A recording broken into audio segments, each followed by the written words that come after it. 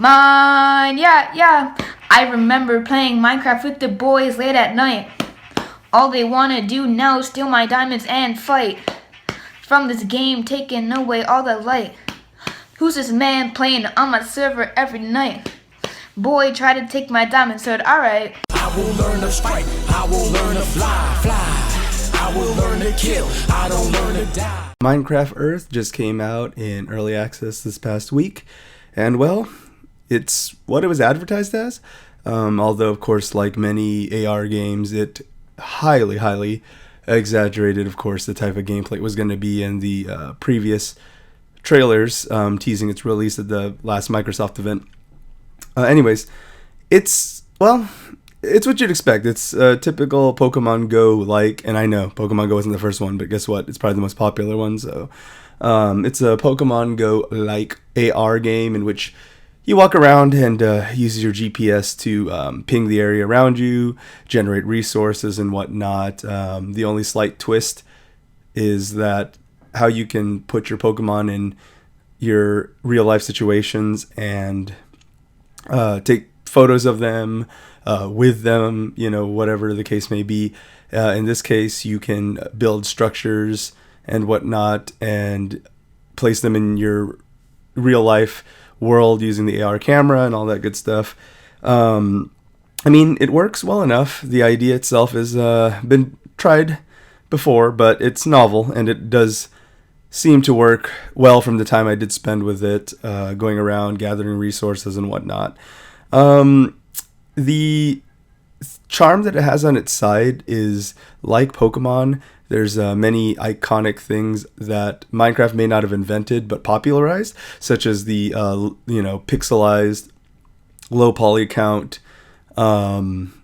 models and art and world and everything. Which, again, it's you kind of see things now, and there's even bootleg stuff where you see it and you're just like, oh god, it's just like Minecraft. Why, oh god, would be a response to most things Minecraft, I suppose. That's subjective, whether or not that's how you react to things. So that's how I tend to react to things. It's not that I dislike Minecraft.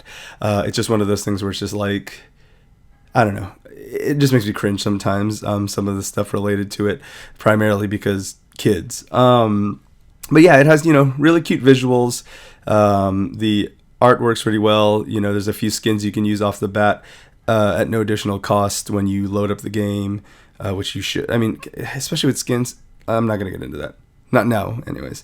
The soundtrack itself uses, at least from what I can tell, it sounds like the music from the games. It could be brand new pieces that are just meant to sound like it, and I could just be deaf. But from what I did hear, there's a lot of sound going on around me. It sounded like music from the game, and if not, it's very reminiscent of it and trying to sound like music from the original soundtrack, if it isn't the exact pieces ripped out wholesale. Now, that's kind of the basic stuff out of the way. Here's my main thing. Like many games like this, free-to-play games, as long as they remain free-to-play and the microtransactions are optional, that's fine, I'm not a fan of microtransactions, but I suppose that, if you must, as a corporation, if you must have them in your games, just don't be scummy then, and don't make it so you have to pay to win, or it's just free to start, and then stuff gets ridiculous later on where it basically forces you to spend money if you really want to enjoy the game, which it does. There's a lot of mobile apps out there and even some, AAA games that have that issue. But from the small time I played with this, of course, it's kind of hard to tell whether or not that becomes an issue later down the line. But in the beginning, it doesn't seem to be too big of a problem. Of course, there is an in-game currency that you can purchase with real-life money. It ranges from bundles that start at $2 and cap out at $40, which is better than some games I've seen.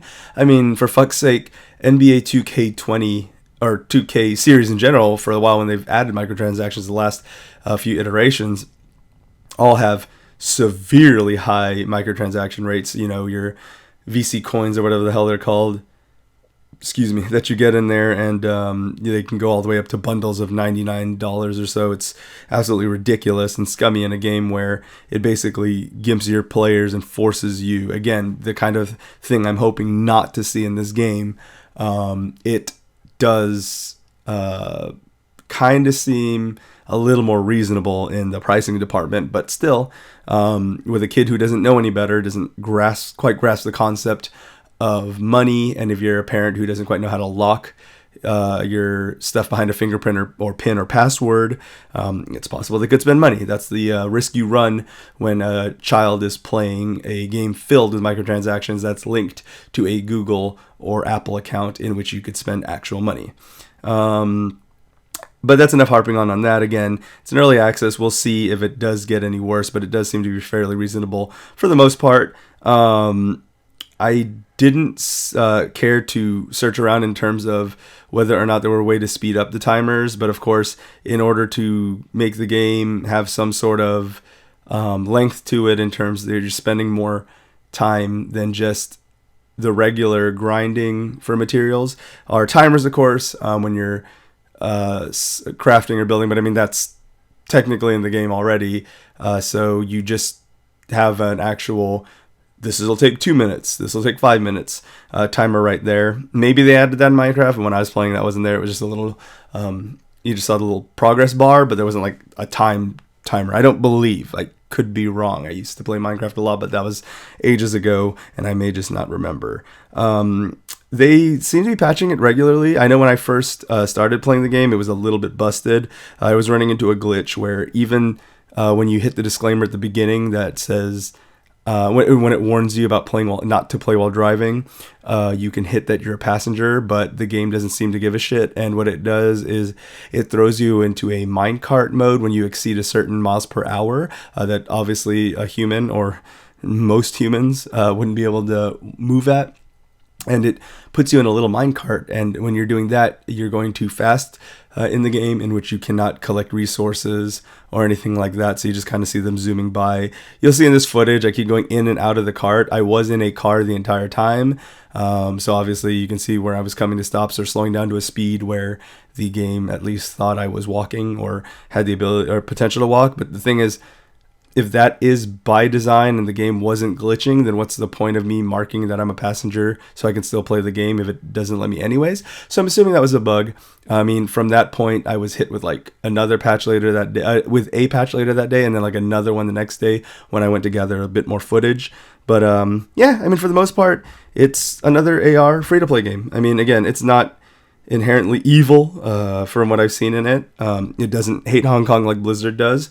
And so it's Minecraft. I mean, I can see it if I was either younger or had more time to waste on games like this, and went out with a group of friends and we all went gathering to use the AR mode to drop, buildings and stuff, which you unlock through levels of what things you can build in the real life AR world mode.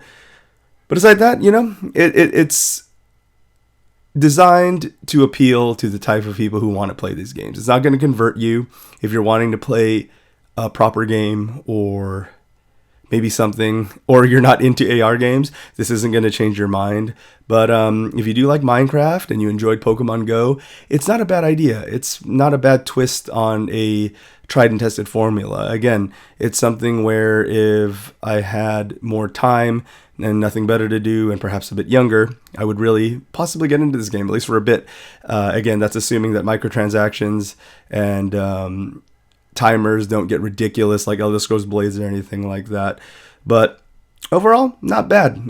I'd say it's at least worth checking out to see if you'd like it. It's free. And again, from what I played for the few hours I spent with it, it didn't really break you to not spend money on it. But again, the problem with games, free-to-play games, especially mobile ones, and a lot of AAA ones, is that the temptation's still there.